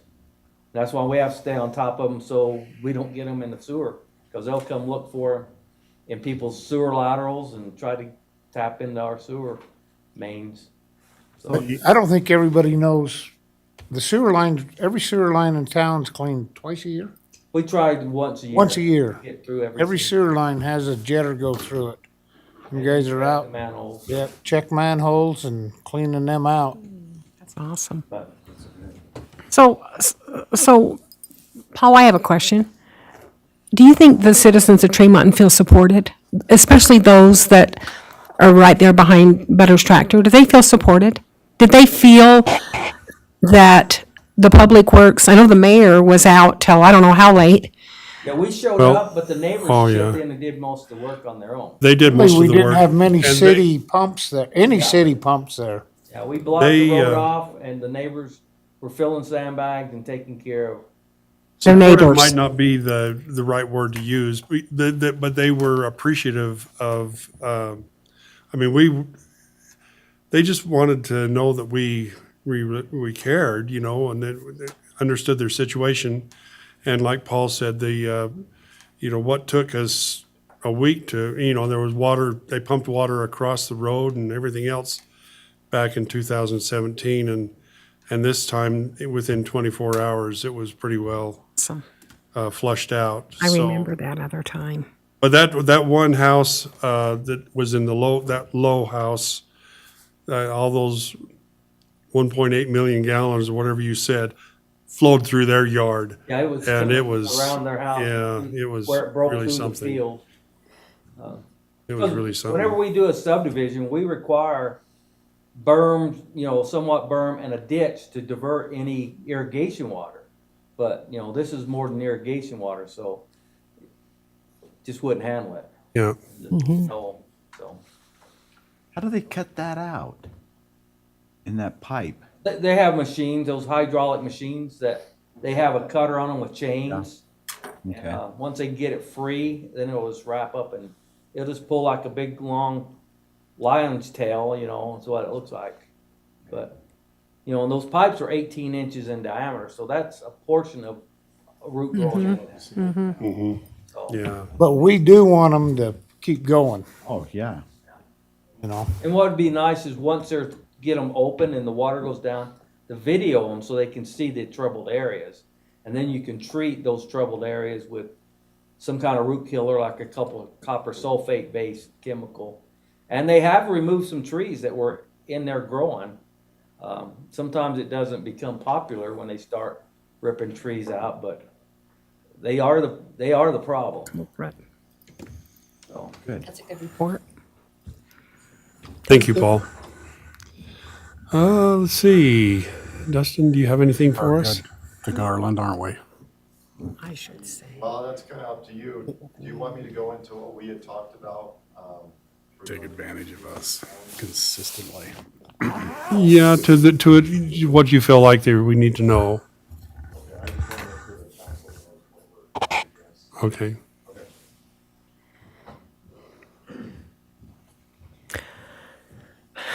Still fighting a cold, so bear with me.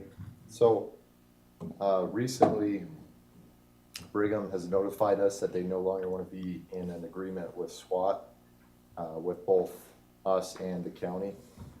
That proposes many challenges. We're working through that, and I have an idea of the direction we're going to go. Currently, I'm getting bids from other cities who have a SWAT team, and we're gonna see if we could pay an annual fee. The issue we're gonna run into is our response time for a critical incident. For that team to get up and go, the national standard's about 45 minutes to 1 hour. Out here, it's probably close to an hour and a half. So we're gonna need to create what I would call an emergency response team, and we could do that in-house. I'm talking to the sheriff, I'm trying to come to an agreement, but that's one thing that kind of came out of the blue. And the issue where it came, so we don't have that happen again, is we actually didn't have an MOU or a written agreement. It was more of a gentleman's agreement, if you will, from before my time. And as you recall, when we called them on that incident where we needed them with our double shooting, they didn't come out anyway. So it's actually a blessing in disguise because it allows us to put something in place where we're guaranteed a response. And so it just kind of caught us off guard. The sheriff's working on his end. We may go into something with that agreement, but we're just working out what makes the most sense for our city and our capabilities. Is there any questions about any of that? Okay. I'll keep you posted when we have a solution. I just want to give Connie credit. She's actually helped me apply for a grant, and there was a lot to do with the school on how we articulated getting that. So we'll find out by the end of this month. Good. Hopefully. So I appreciate your help. Good. Other than Welcome. that, business as usual, guys helping with the sandbags and helping flooding. I think it looks really good, especially with city employees doing that when we could between calls, and yeah, all is well in the PD. All right. Thank you, Chief. Fireman was over there bagging too that night, the on-duty guys. Pretty good little frame they put together to, And one of them built that, so yeah, kudos to him. That was awesome. thank you. Yeah, that's right. It's been kind of an amazing thing to watch. I went over, So I'm curious, are you two separated there because of the cold? Yeah, I can get her sick. Yeah. I'm like, okay. oh, This is actually our date night.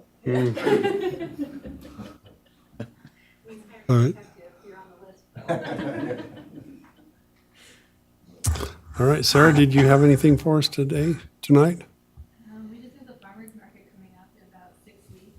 So, I know, snow is Coming fast, yeah. And I think we had a really good meeting yesterday with the chamber, with Brett, the mayor, Zach, and Monica, just to kind of talk about how we can do more for our businesses here and get more, I don't know, just more happening for us. And I think we've got a good plan going forward. We're gonna try and really get some grassroots stuff going with our local businesses and hopefully get them wanting to do things and participate and support one another. And then Monica's on board with helping us doing that as well. Thank you. Mayor, we should ask youth council if they'd go take them Christmas lights down. I'm sure that they would Probably be need happy to- to do. It's time, isn't it? It is Yeah, true. it's time. Sarah, did you get my message today in regards to, okay. All right. Okay, I haven't seen it. Thank you. You have anything, Julie? Did you have anything for us tonight, Julie, about the animal control? We've just been busy working on some safety improvements at the shelter. Okay, all right, Of a scary incident that happened last weekend. yeah. And it opened our eyes to some weaknesses within our kennels and our cat cages. And so we're trying to turn a really tragic situation into something more positive and look at it as an eye-opening experience and improve safety for the people and the animals. Okay, very good. Well, appreciate everybody's doing. And, you know, Sean and I were talking about this today, that, you know, you start to looking at our employees and I don't think you could pick one of them that isn't making fairly significant contribution to our city, and we appreciate all of our employees so very much. Council, do you have anything you want to share with us tonight? Wes, do you have anything? I don't think I do, besides thank you to everybody for everything they're doing. They sure make us all look good, Yeah, no matter what it is. I ditto that. I ditto that, okay. Mark and Sean, the numbers you guys are putting together, I don't know how much Curtis is helping, but that really helps to know what's going on. Thank you. I second that. Yeah, I just wanted to thank Mark and Curtis. Thanks for entertaining us with what we need. I'd also like to I'd like to ask something. I talked to the mayor about this. Can we put some language in our public comments that restrict only citizens from Tremont to talking?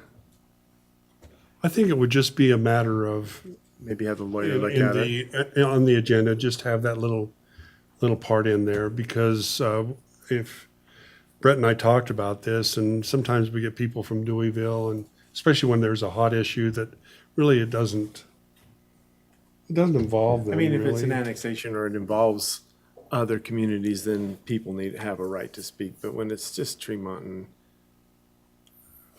I'd like to keep it to just Tremont citizens. If that's possible, I don't know if that's, Maybe you can have, Brigham does that. Yeah, we'll look into it. We'll Maybe certainly- have, Yeah, let's look into it, we'll see what we can do. yeah, Um, have Dustin look and see if it's legal or whatnot. I don't I know. think the county does that sort of a thing too, Well, and they canceled it. they don't just have cancel, public they just com- don't they even don't have have public any, comments, yeah. You had, It's unfortunate because that's, a lot of it is really because of one person that, after a while, it just became ridiculous. Rick, do you have anything? Thank you for the public works. You know, people have said, hey, no flooding, it's good, so thank you for all that you're doing. That's great. There was a lot flooding. Might not have known about it all, but it all is gone, and same thing, just come out of some fields real fast. But Paul jumped on it, and All right, we have one more motion. Make a motion, we adjourn. I'll second it. It's been seconded, and I'll bet you everybody approves. please, can we stay just a little longer? Please.